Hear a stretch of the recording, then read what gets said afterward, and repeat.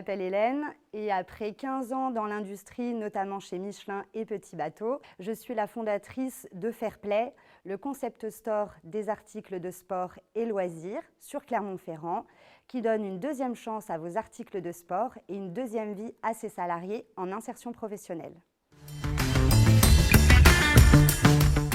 Vous savez, cette petite voix qu'on a au fond du cœur qui nous dit qu'on est capable de le faire, mais cette petite voix, et notamment chez les femmes, c'est pour ça que c'est l'entrepreneuriat au féminin, eh ben on ne l'entend pas parmi la voix qui dit soit une maman parfaite, soit une femme parfaite, ou soit une élève parfaite.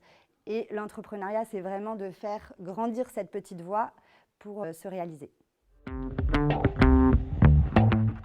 La vie d'entrepreneur, eh ben, c'est un peu les montagnes russes. Un coup, on fait des choses très stratégiques et parfois des choses très opérationnelles. Et là, il s'avère que j'étais en plein shopping, place de Jaude. Mon téléphone sonne et là, le journaliste de France Bleu me demande de faire une interview dans la cabine. J'ai quand même réfléchi en me disant, est-ce que je suis capable de le faire là, tout de suite, dans cette tenue, dans la cabine ? Et je lui ai dit que non, j'allais y arriver 10 minutes plus tard dans les studios de France Bleu.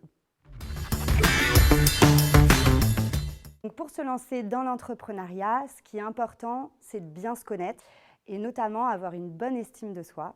Et pour avoir une bonne estime de soi, il faut avoir confiance en ses compétences. C'est ce que le bilan de compétences chez RH Partner avec Stéphanie m'a apporté. Parce que factuellement, avec des tests, des discussions, ça m'a permis en fait de prendre conscience de mes compétences. Ça a donné une impulsion à mon estime de moi et ça a vraiment été la première étape de tout ce parcours entrepreneurial.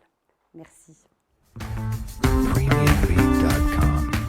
Ça va être assez facile à dire, mais pas forcément facile à faire, c'est de bien s'entourer.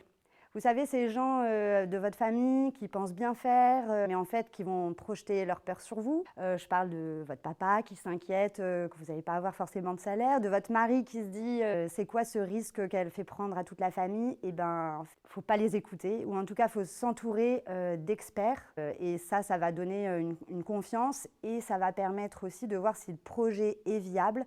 Moi, mon tip, c'est que je suis rentrée dans l'incubateur Square Lab de l'ESC et ça me permet d'avoir des professionnels qui valident la possibilité du projet. Et donc, suivez mon conseil et soyez fair play.